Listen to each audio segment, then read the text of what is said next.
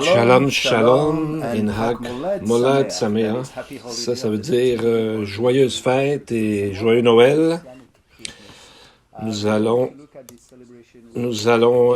faire ce matin le message de la Nativité ce matin. Et c'est vraiment un moment important pour parler justement de ce que Dieu a fait à ce moment-ci. C'est le plus grand cadeau qui a pu être donné à l'humanité afin que l'homme ait la possibilité d'avoir le cadeau de la vie éternelle. Donc c'est un endroit où c'est un cadeau finalement qu'on n'aura jamais fini d'ouvrir parce que on aura à l'ouvrir pendant toute l'éternité, ce cadeau-là. Et on a besoin de dire aux gens autour de nous ce qui en est. Sinon, qui leur en parlera si ce n'est pas les chrétiens d'aujourd'hui? Juste à y penser, c'est un moment où le monde occidental célèbre la naissance de Jésus, alors que d'habitude, ils veulent rien à savoir de son nom, ou même prononcer son nom. Souvent, ils vont le critiquer, même le censurer, mais aujourd'hui, sans le réaliser exactement, ils le célèbrent. Donc, ça crée encore une ouverture encore plus grande pour leur parler, pour leur expliquer quelle naissance c'est exactement. Et de raviver la parole dans le cœur des gens autour de nous, de leur expliquer la vraie signification de Noël, afin que les gens croient et à cause de ça aient la vie éternelle, parce que Jean 3,16 nous dit que Jésus est venu parce que Dieu a donné son Fils, afin que quiconque croit en lui ne périsse pas, mais qu'il ait la vie éternelle. Donc, cette partie du salut peut être développée aujourd'hui, on peut recevoir ce cadeau-là aujourd'hui, et le reste, on pourra le développer pendant toute l'éternité. On va prier pour nos enfants, approchez-les de vous et prions pour eux.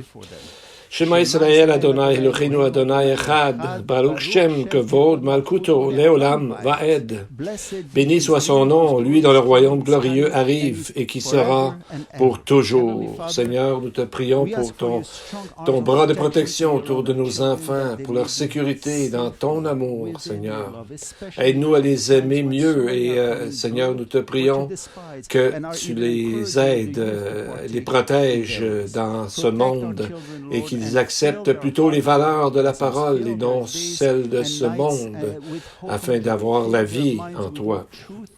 Donne-leur, Seigneur, de connaître qu'à travers la présence du Saint-Esprit qui est là pour les enseigner et les garder du mal, garde-les en ton nom, au nom de Jésus. Amen.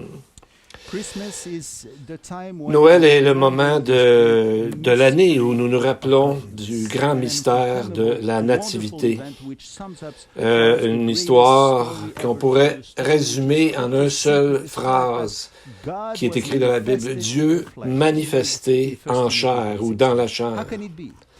Comment Dieu peut-il venir et habiter dans un corps, et même dans un corps de bébé, lui dont on dit que les cieux des cieux ne peuvent pas le contenir, et lui a voulu venir sur cette terre avec nous pour régler le problème et nous amener, le problème du péché, nous amener la possibilité du salut éternel, de la rédemption en Christ. Le Dieu de la Bible n'a pas créé le monde et ensuite s'est retiré ou est parti quelque part, comme les déistes, qu'on les appelle, disent. Ils disent que Dieu est parti, s'en occupe plus. Mais au contraire, le message de ce matin et de toute la Bible voit que Dieu est venu à notre rencontre. Et il est venu sur terre, naître comme un petit enfant et ensuite aller dans son ministère, guérir beaucoup de gens et prouver qu'il est Dieu et ensuite mourir à la croix pour les péchés de ceux qui veulent bien l'accepter. Donc on voit déjà dans les Écritures, on voit des apparences où Dieu apparaît. Et Dieu qui est les quatre lettres, Yud, He, Vav, Y, H, V, H. Et on voit que c'est son nom d'alliance et qu'on voit qu'il fait une alliance avec Abraham. On voit que c'est marqué « Le Seigneur apparut à Abraham » dans Genèse 18, et il a même dîné avec Abraham. Dans Genèse 32, on voit que Jacob lutte avec un homme, et c'est vraiment une représentation, c'est vraiment Jésus lui-même qui est venu. Et suite à ça, Jacob a dit « J'ai vu Dieu face à face, et ma vie a été préservée. » Genèse 32, 30. Donc, on voit plusieurs fois aussi dans les Écritures, on ne verra pas tous les textes ce matin, où Dieu apparaît sur la terre à certaines personnes, à certains moments précis. Donc, on voit que c'était déjà déclaré, Dieu avait déjà déclaré son amour pour les gens que nous sommes, finalement. Il est venu nous annoncer le salut. Jésus n'avait pas d'armée. Il n'y avait pas même d'endroit où demeurer. Ça fait penser au texte dans Ésaïe qui dit « Qui a cru à ce que nous avons annoncé? » Et pourtant, dans Luc, on le voit qu'il est la branche, la brindille, la lignée de la racine de Jesse. Jesse qui était le père de David. Dans Marc, on voit que c'est le vrai serviteur sur qui le Seigneur a fait tomber l'iniquité de nous tous. Et comme un agneau, il n'a pas ouvert la bouche. Encore le texte de Ésaïe 53, qui a été écrit 700 ans avant sa venue. Dans Jean, on voit la divinité du Messie, pas d'une façon militaire avec puissance, mais pour convaincre, pour encourager les gens à choisir le salut, à choisir la bonne chose. Et même avant, qui a été prophétisé par David, 1000 ans avant, quand David a écrit « Ils ont percé mes mains et mes pieds. » Donc, qui donnait une image lorsque Jésus était sur la croix, et les évangiles nous en parlent. Et Matthieu nous présente tous ces attributs de Jésus et nous développe pour nous le contexte juif de l'époque. Qu'est-ce qu'Israël attendait avec le Messie qui est depuis longtemps? Mais qu'est-ce qui arrivait en Israël? Dans Matthieu, on pourrait voir qu'il se pose des questions comme où sont les Lévites? Où sont les scribes? Où sont les enseignants? Qu'est-ce qui est arrivé avec la parole de Dieu alors qu'ils n'ont pas reconnu à ce moment-là? Pardon. Matthieu nous présente souvent Jésus comme un étranger parmi les siens, dans sa propre création, mais il nous rappelle qu'il est le Fils tout-puissant de Dieu qui va bientôt venir sur les nuées pour établir son royaume, comme le prophète Daniel a parlé. Donc, dans Matthieu, Jésus est le dernier roi d'Israël et il va revenir pour regagner son trône. On va commencer par Matthieu, qui vient essayer de répondre, ce texte-là vient essayer de répondre pourquoi Jésus est-il venu sur la terre. Donc, comme beaucoup de gens disent chez les Juifs et d'autres, si Jésus est vraiment le Messie, pourquoi qu'il n'y a pas la paix sur la terre? Jésus lui-même a dit lors de sa première venue qu'il n'était pas venu pour amener la paix. Matthieu 10, 34, il a dit « Ne croyez pas que je suis venu apporter la paix sur la terre. Je ne suis pas venu apporter la paix, mais l'épée. » Donc, quel était le but de sa venue? Il y aurait eu très peu d'années de paix depuis sa venue. Donc, est-ce qu'il est venu en enseigner la morale et l'éthique, comme plusieurs disent que c'est un grand philosophe, c'est un grand enseignant? Mais il y en a eu beaucoup avant lui, donc pourquoi serait-il venu comme un de ceux-là? On n'a pas besoin d'avoir des hommes très forts dans leur pensée, mais qui ne sont pas Dieu. Pour le salut, ça prend Dieu qui vienne régler lui-même le problème. Oui, il est venu comme un enseignant, mais c'était pour que tous les gens viennent à connaître l'invitation du salut, dans le fond. Matthieu 1, 21 nous dit « Et elle enfantera un fils, et vous l'appellerez Jésus, car c'est lui qui sauvera son peuple de ses péchés. » Le nom de Jésus veut dire salut. En hébreu, Jésus, c'est Yeshua. Et ça veut dire Dieu sauve.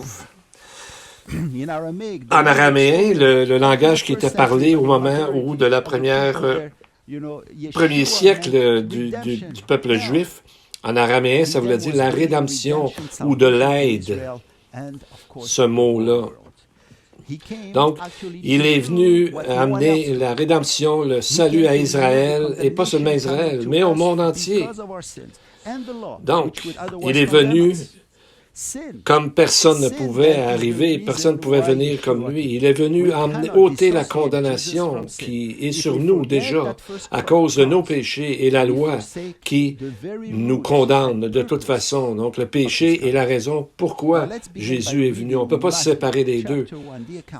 C'est ça qui a causé qu'il est venu sur la terre. Lisons Matthieu 1, 18 à 23. Voici de quelle manière arriva la naissance de Jésus-Christ. Marie, sa mère, ayant été fiancée à Joseph, se trouva enceinte par la vertu du Saint-Esprit, avant qu'ils eussent habité ensemble. Joseph, son époux, qui était un homme de bien et qui ne voulait pas la diffamer, se proposa de rompre secrètement avec elle. Comme il y pensait, voici un ange du Seigneur lui apparut en songe et dit, « Joseph, fils de David, ne crains pas de prendre avec toi Marie, ta femme, car l'enfant qu'elle a conçu vient du Saint-Esprit. Elle enfantera un fils et tu lui donneras le nom de Jésus. C'est lui qui sauvera son peuple de ses péchés. » Tout cela arriva afin que s'accomplisse ce que le Seigneur avait annoncé par le prophète. « Voici, la Vierge sera enceinte, elle enfantera un fils, et on lui donnera le nom d'Emmanuel, ce qui signifie Dieu avec nous. » Donc, on voit que la naissance de Jésus était bien annoncée, bien d'avance. Donc, il n'est pas dans la généalogie arrivé à travers la généalogie de Salomon ou Jéconias. Il est dit dans le verset, voici de quelle manière arriva la naissance de Jésus-Christ. Et donc, on voit que sa naissance était miraculeuse. C'était par le Saint-Esprit qui est venu sur Marie. Donc, une opération divine, totale. Avant, le texte dit, avant que Marie et Joseph soient allés ensemble, elle se trouva à être enceinte de par le Saint-Esprit. Donc, c'est vraiment en rapport avec la première prophétie qui a été donnée dans Genèse 3:15. Et c'est alors que le péché est arrivé, la chute et le problème est arrivé. Et Dieu déjà donne une promesse messianique, Genèse 3:15. Et je mettrai inimitié entre toi et la femme, et entre ta postérité et sa postérité. Elle t'écrasera la tête et tu lui blesseras le talon. Donc, remarquez bien qu'on parle de la postérité de la femme. Habituellement, c'est toujours les généalogies à travers la postérité de l'homme, comme la postérité de David, la postérité d'Abraham, etc. Donc, on voit que la postérité de Jésus est le pronom entre ta postérité. Donc, on voit que c'est vraiment pour elle. Donc, pour régler le problème du péché qu'on hérite de nature, il fallait que Jésus soit enfanté par autre que le Joseph comme père humain. Donc, c'est par le Saint-Esprit. Et on dit que, de verset 22-23, c'est que ça dit qu'on lui donnera le nom d'Emmanuel, ce qui signifie Dieu avec nous. Alors, c'est comme ça, pour ça qu'on dit qu'il est né par le Saint-Esprit, afin qu'il soit parfait de ce côté-là. Plusieurs aujourd'hui argumentent que le mot pour vierge, Alma, ça ne veut pas dire une vierge, mais une jeune fille. Ça, c'est dans le nouvel hébreu. Mais dans l'ancien hébreu, dans lequel la parole était écrite, le mot Alama, ça veut dire une vierge, et non pas juste une jeune fille qui ne serait pas vierge, comme certains disent. Et c'est comme ça que les rabbins qui ont fait la Septante, 72 rabbins ont traduit le mot vierge, et qui est le mot parthénos en grec. Donc, on voit que c'est la même promesse. Et en plus, il y a le pronom « la Vierge », et non pas juste une Vierge comme ça. Donc, ça nous ramène à la postérité de Genèse 3,15. Donc, on voit le lien ici très fort. Donc, on voit que personne ne pouvait faire un tel acte. C'est totalement Dieu qui a tout fait, qui a créé, finalement, qui s'est introduit, qui s'est impliqué dans la vie sur cette terre pour arriver à régler le problème du péché.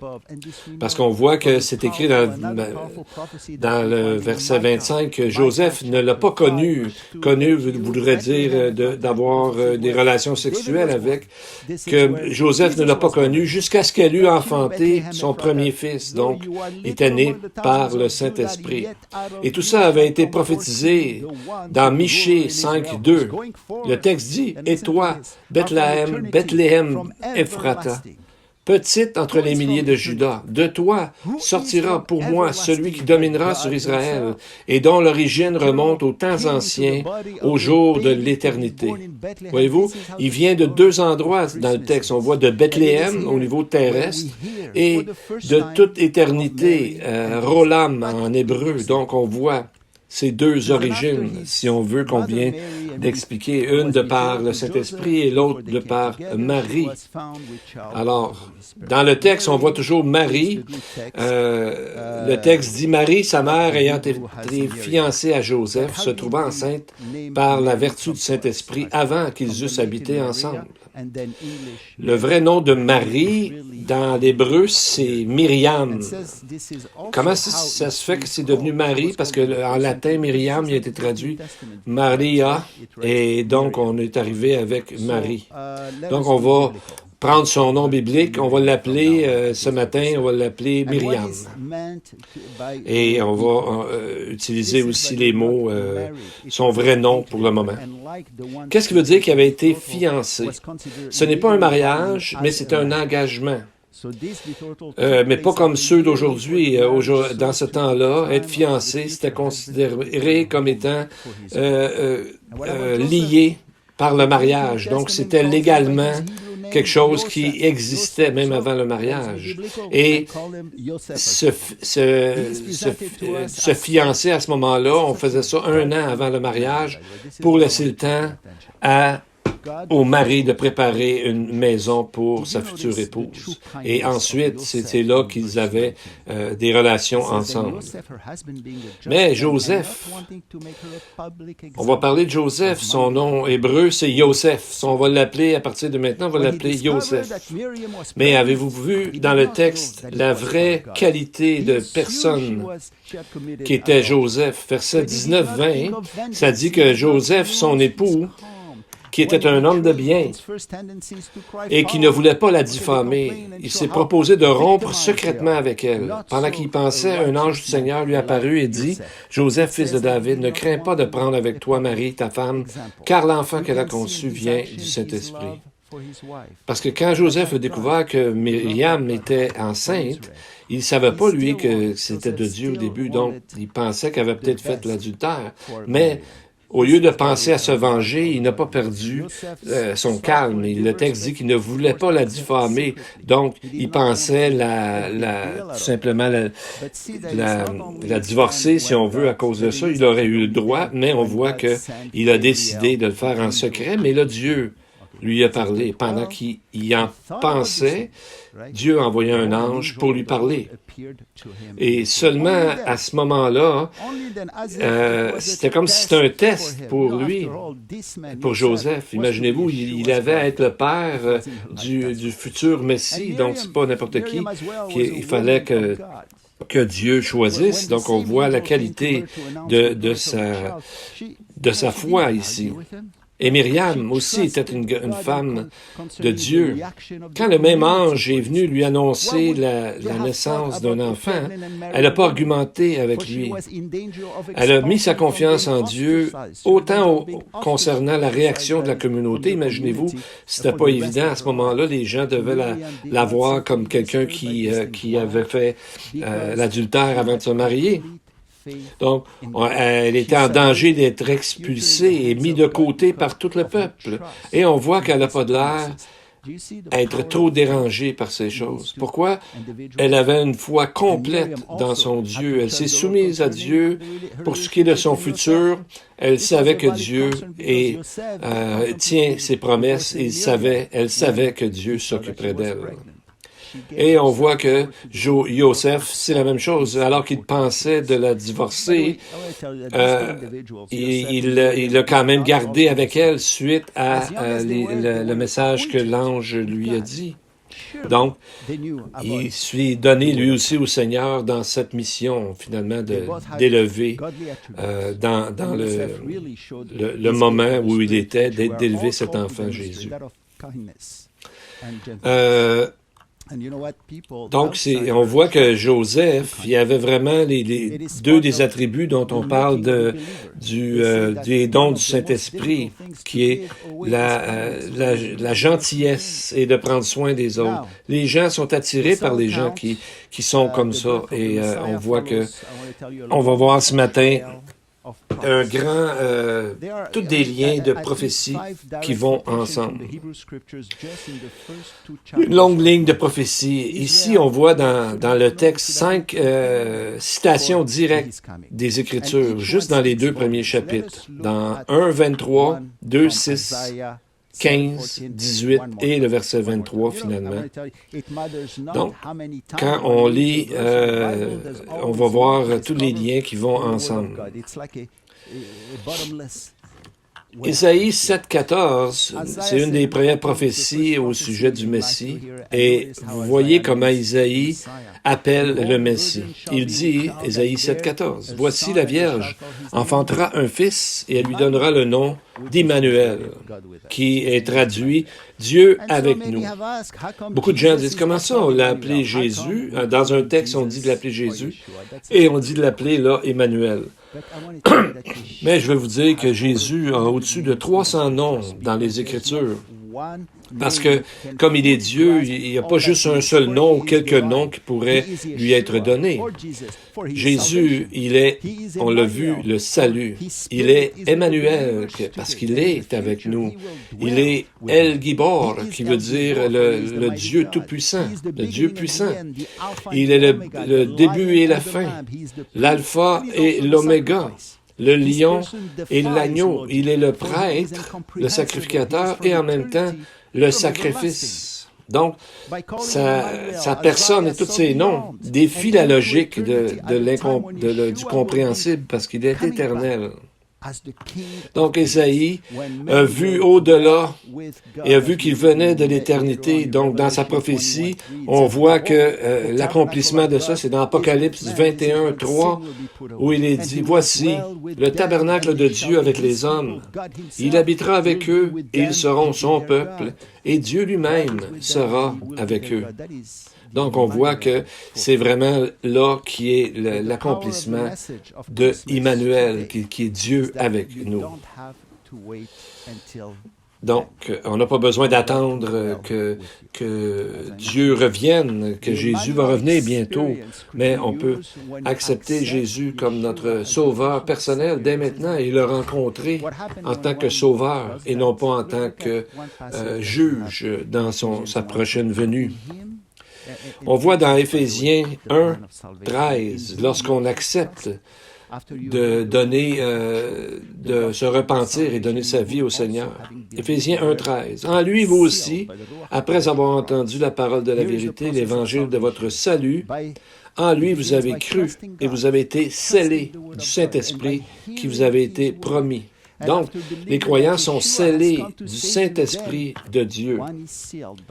Et alors, à ce moment-là, Jésus, qui est le salut, le nom du salut, devient notre Emmanuel. Dieu est avec nous parce que l'on est scellé du Saint-Esprit de Dieu. Le Saint-Esprit de Dieu vient habiter en nous et on est scellé jusqu'à ce qu'on soit avec Dieu pour l'éternité. Donc, quand on devient, comme on pourrait appeler ça, quand on a expérimenté Emmanuel, on voit que ça va créer une paix dans notre cœur qui n'existe pas dans ce monde. Dans Jean 14, 27, ce très beau texte nous dit, Jésus nous dit, « Je vous laisse la paix, je vous donne ma paix. Je ne donne pas comme le monde donne. Que votre cœur ne se trouble pas et ne s'alarme pas. » Donc, pourquoi ne pas prendre ce beau cadeau de paix? C'est votre choix ce matin, c'est le choix de toute personne. Maintenant, qu'est-ce qui est arrivé après que Jésus soit né? On va aller voir de l'Évangile de Luc, chapitre 2. On va lire les versets 8 à 14 et essayons de voir à qui, vers qui le Messie est venu d'abord. Il y avait dans cette même contrée des bergers qui passaient dans les champs les veilles de la nuit pour garder leurs troupeaux. Et voici un ange du Seigneur leur apparut, et la gloire du Seigneur resplendit autour d'eux. Ils furent saisis d'une grande frayeur. Mais l'ange leur dit, « Ne craignez pas, car je vous annonce une bonne nouvelle qui sera pour tout le peuple le sujet d'une grande joie. C'est qu'aujourd'hui, dans la ville de David, il vous est né un sauveur, qui est le Christ, le Seigneur. Et voici à quel signe vous le reconnaîtrez. Vous trouverez un enfant emmailloté, couché dans une crèche. » Et soudain se joignit à l'ange une multitude de l'armée céleste, louant Dieu et disant, « Gloire à Dieu dans les lieux très hauts, et paix sur la terre parmi les hommes qu'il agrée. » Voyez-vous, la naissance du Messie était un moment attendu depuis très longtemps. Dans les cieux, même un temps où les anges ont dit en chœur, « Gloire à Dieu dans les lieux très hauts et paix sur la terre aux hommes qui l'agréent. » Donc, on voit que ça fait longtemps que ce plan-là était pour arriver. Mais quand elle arrive, on voit que les anges sont contents et chantent de joie. Mais c'était différent sur la terre. Et on se demande pourquoi que la première proclamation, la première, justement, annonce n'a pas été dite aux chefs religieux, mais à des bergers à la place. Et parce que les bergers, à ce moment-là, étaient parmi la plus basse classe de gens. Même par les chefs religieux, on disait que les bergers ne pouvaient même pas, en cours, leur témoignage n'était même pas valide.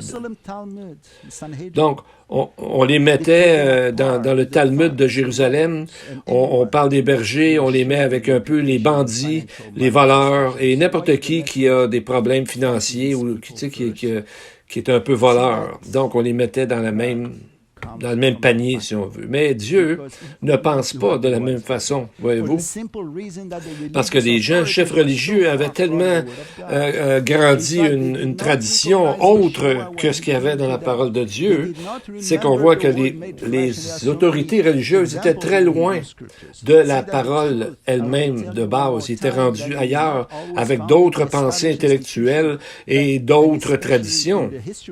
Donc, on voit dans les Écritures qu'on peut voir plus tard, c'est qu'ils ne l'ont pas reconnu.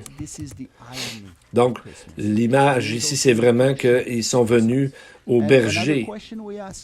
Et pourquoi les anges sont venus vers ces bergers en particulier, à cet endroit-là? Il y avait tellement une bonne raison que nous allons voir ce matin. Si on regarde sur la carte, ils étaient, où est-ce qu'ils demeuraient, ces bergers-là, où est-ce qu'ils étaient avec leurs troupeaux, étaient entre, justement, Jérusalem et Bethléem. Et c'est là qu'on gardait les animaux en vue des sacrifices à Jérusalem, parce qu'il y avait tellement de sacrifices à tous les jours, donc il ne fallait pas que ça vienne de très loin. Alors, ces bergers-là ont dit que c'était eux autres qui étaient un peu responsables des animaux qui étaient pour servir pour le sacrifice. Et c'est vraiment intéressant de voir que le Targum de Jonathan parle de Genèse 35, 21, dit « Israël partit et il dressa sa tente au-delà de Migdal-Éder, la place d'où le roi, le Messie roi, se révélera à la fin des temps, à la fin des jours. C'est ce que le Targum de Jonathan nous dit. Donc, on voit qu'ils ont associé les animaux étant pour être sacrifiés dans le temple avec le Messie qui descend justement pour être sacrifié de la même façon que Jean disait qu'il est appelé l'agneau de Dieu.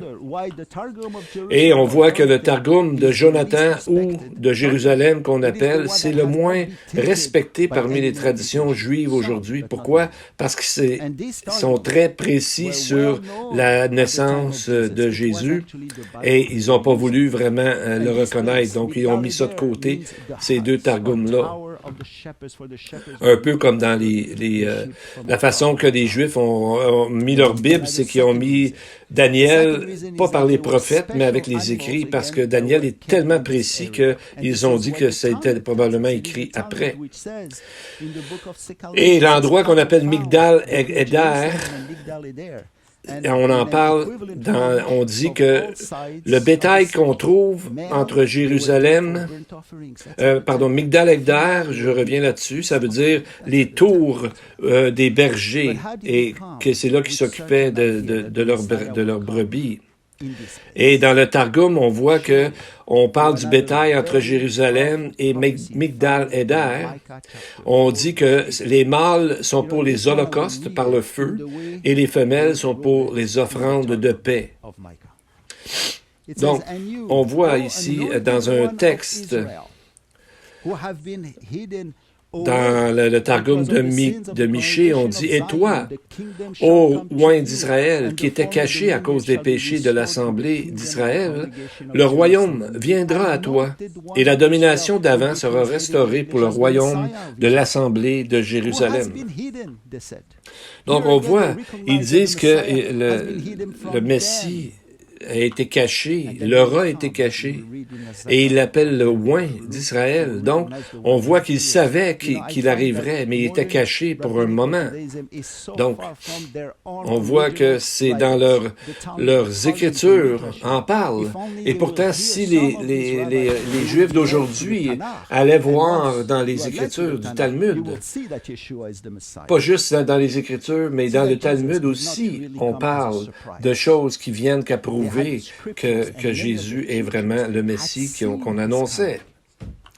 Mais il y a une autre raison qu'on pourrait trouver par rapport à cette place de Migdal Eder. On le retrouve dans le texte qu'on a parlé dans Genèse 35, 21, que Israël dressa sa tente au-delà de Migdal Eder. C'est exactement là où Rachel a donné naissance à Benjamin juste avant de mourir. Et c'est à Benjamin, comme dans plusieurs des tribus d'Israël, que nous voyons un type du Messie exactement préparé pour Noël. Juste avant de mourir, Rachel parle de fils de ma douleur. Jacob a changé tout de suite le nom de Benjamin pour fils de ma droite. Donc, on peut voir la première venue de Jésus qui était dans la douleur et la prochaine venue de Jésus qui arrivera bientôt, le fils de ma main droite. On dit que Jésus est assis à la droite de Dieu. Donc, le serviteur qui a souffert de Ésaïe 53, non seulement a souffert, mais ensuite, il est devenu le Fils qui a créé le salut finalement et qui nous offre le salut et maintenant est assis à la droite de Dieu. Et on voit comment les anges ont eu un signe de la part que les bergers, ont eu un signe de la part des anges. Et on voit dans Luc 2, 12, il est dit, ce texte est dit pour les préparer à rencontrer le Messie et le salut dans sa première venue. Luc 2, verset 12. « Et voici à quel signe vous le reconnaîtrez. Vous trouverez un enfant emmailloté et couché dans une crèche. » Quel est le signe ici? Il y a un grand contraste qui devait vraiment troubler les bergers, dans le sens pour comprendre. C'est qu'il dit au verset 11, juste avant, « Aujourd'hui, dans la ville de David, il vous est né un sauveur, qui est le Christ, le Seigneur. » Donc, on voit au verset 11, on l'appelle un descendant de David, un sauveur, qui est le Christ, le Seigneur. C'est fort, ça. Donc, on voit qu'il est le roi d'Israël, le sauveur des hommes. Et en même temps, on dit qu'il est né comme un enfant emmailloté et couché dans une crèche. Donc, on dirait que c'est vraiment une contradiction ou quelque chose. Le Sauveur, le Christ, mais c'est un petit enfant dans une crèche. Parce qu'une crèche, c'est pas un endroit pour un roi, c'est un endroit pour les animaux, pour le bétail. C'est pas un endroit pour le roi.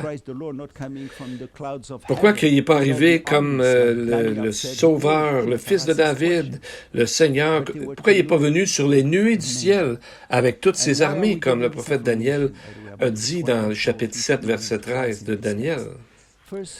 Donc, on voit le signe ici d'une grande humilité, qu'il est venu comme un bébé, comme un petit enfant. C'est ce qui a été écrit dans Luc, mais ça avait été prédit, prophétisé dans Ésaïe 53. On va lire les premiers versets. Il savait que Ésaïe 53, c'est un chapitre qui parle du Sauveur, du Messie. Aujourd'hui, on dit non, mais non, parce qu'ils n'ont pas voulu reconnaître ce qui est écrit dans ce texte-là. Mais pourtant, ce texte-là est très clair. Quand vous montrez ce texte-là à quelqu'un, c'est à peu près certain qu'il trouve que c'est Jésus-Christ, parce que c'est très clair. Regardez les versets 1 et 2. Qui a cru à ce qui nous était annoncé?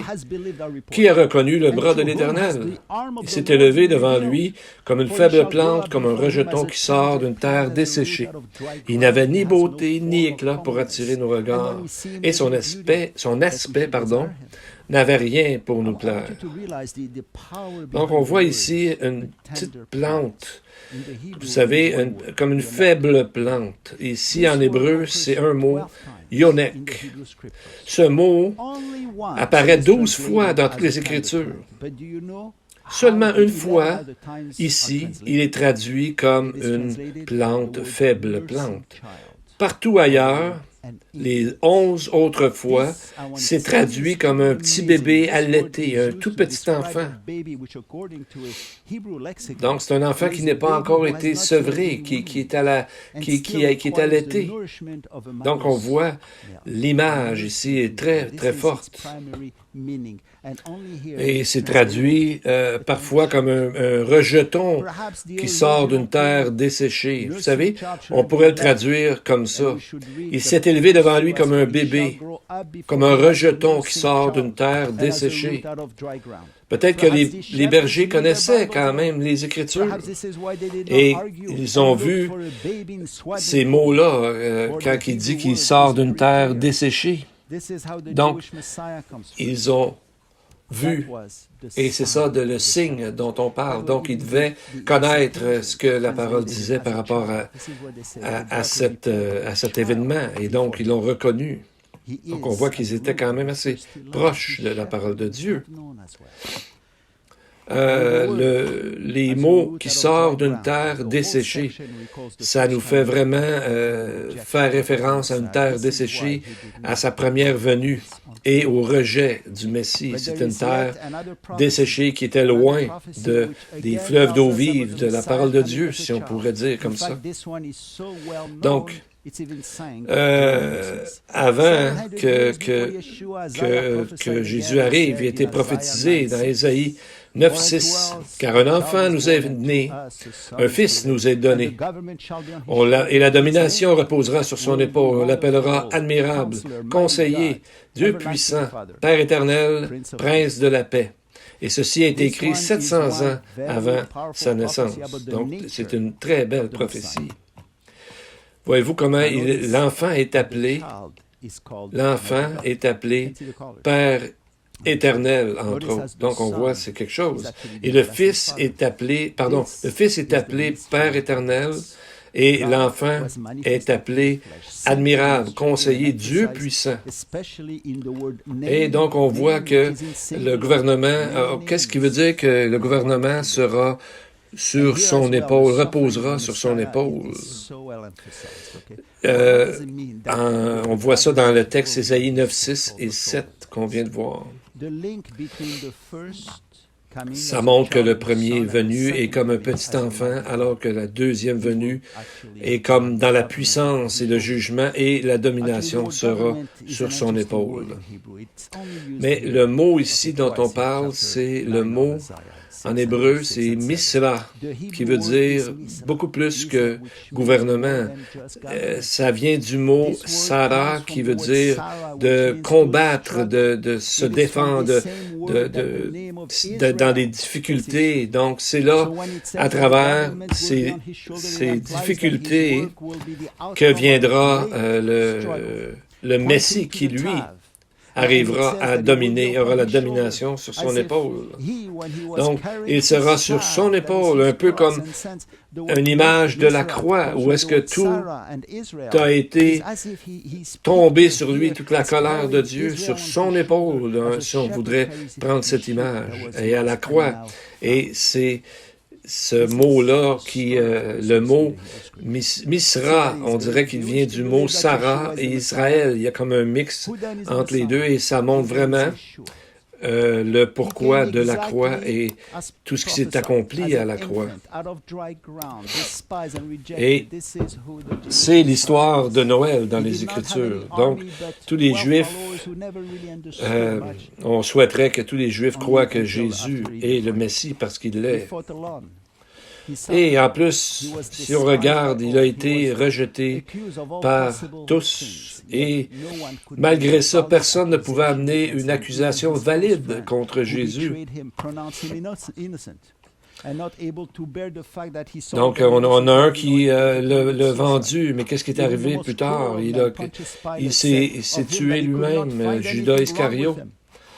Donc, on voit, même Hérode a dit qu'il ne pourrait rien trouver de mal contre lui.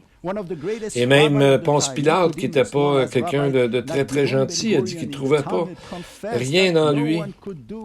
Et même Nicodème, qui est venu voir Jésus de nuit, il a dit, personne ne peut faire ces choses que tu fais si Dieu n'est pas avec lui. Donc, ils étaient étonnés, émerveillés des réponses que Jésus leur donnait. Donc, quand Jésus a guéri un lépreux dans le livre de Matthieu, quand il a guéri un aveugle de naissance dans Jean, je pense que c'est chapitre 9. Alors, c'est vraiment tous des éléments qui auraient dû les amener à reconnaître que Jésus était leur Messie, mais au lieu de leur donner un trône, ils lui ont donné une croix. Au lieu d'une couronne, ils ont donné une couronne d'épines. Donc, après ça, ils ont essayé un peu d'enlever tout ce qui regarde Jésus. Même celui qui avait été guéri, l'homme aveugle, il a été excommunié à ce moment-là, dans les textes qu'on voit. Et encore plus aujourd'hui, ils ont enlevé toutes les vérités qui ressemblent à... Pardon, les vérités qui pourraient les emmener à Jésus. Ils ont tendance à enlever tout ça. Alors que le temps avance, je voudrais vous amener à quelques textes qui nous parlent de la naissance de Jésus et un mot qui nous revient souvent, c'est le mot « ne crains pas ». On voit que quand ils ont vu les anges avec le message, ils ont eu peur. Et qu'est-ce que les anges ont dit? Luc 1,30. Ça, c'est pas Luc 1,30, pardon, c'est dans le verset 9 du texte qu'on a vu avant. Ils ont dit au berger, ne crains pas. Et quand Gabriel a parlé à Myriam, il lui dit la même chose, Luc 1,30. Ne crains pas, Myriam, car tu as trouvé faveur aux yeux de Dieu. Donc, imaginez une jeune fille qui vient de se faire dire qu'elle aura un enfant. Elle avait à vraiment faire confiance totalement à Dieu et l'ange lui dit, ne crains pas. La même chose quand le père de Jean-Baptiste, Zacharie, dans Luc 1,13, l'ange lui dit, ne crains pas, Zacharie, car ta prière a été entendue et ta femme Élisabeth va te donner un fils et tu l'appelleras Jean.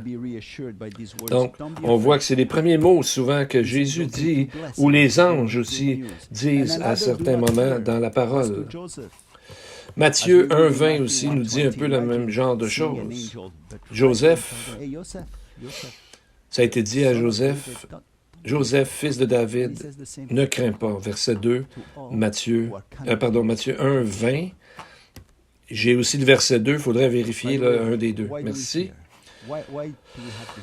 Mais d'où vient cette peur?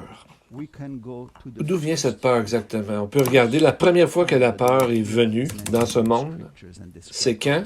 C'est dans le jardin d'Éden, avec Adam et Ève. Il n'y avait pas peur au début dans le jardin. Ils parlaient avec Dieu, ils marchaient avec lui. Mais lorsqu'ils ont péché, qu'est-ce que la Bible nous dit? Ils ont eu peur, ils ont eu honte. C'est la première fois que le mot peur ou avoir peur de quelqu'un arrive. La peur amène la peur. Le péché, pardon, amène la peur.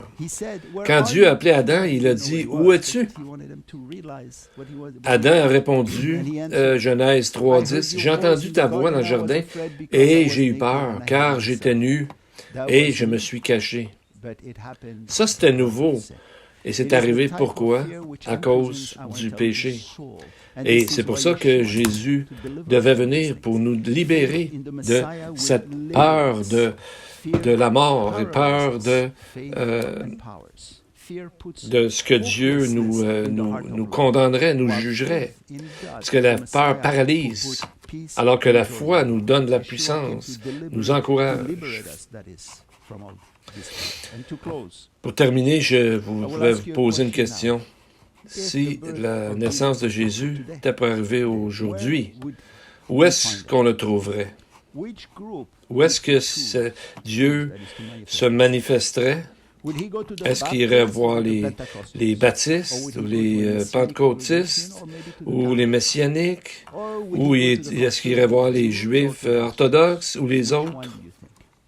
Je pense que c'est clair maintenant où est-ce qu'il irait. Si on regarde toutes les Écritures, il est dit dans Ésaïe 57,15.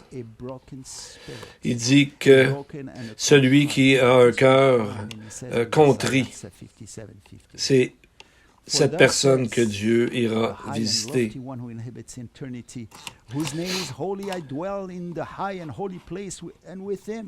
C'est ce que dit l'Éternel qui habite de l'éternité et que le nom est saint. Je demeure.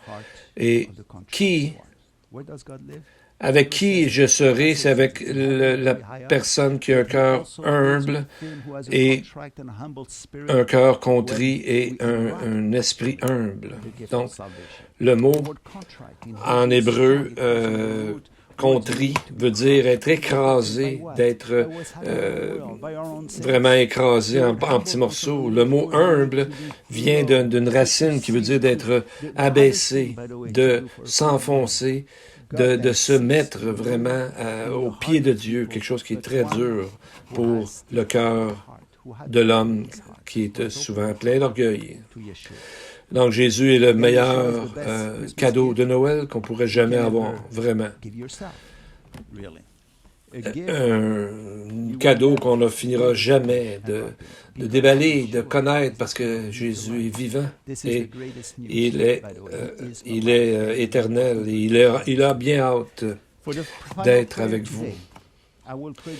Ce matin, on va prier une prière pour le salut.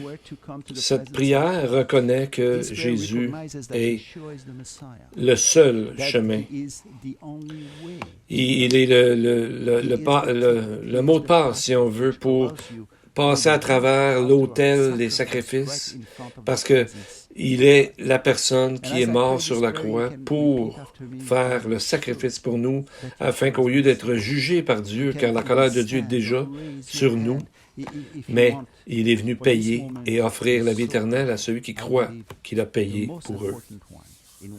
Je vais prier, vous pouvez prier avec moi. Jésus, aujourd'hui, je te donne ma vie.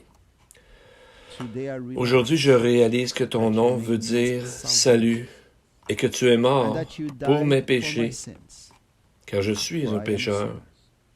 Merci, mon Père, d'avoir envoyé ton Fils pour moi, et je prie en son nom. Amen.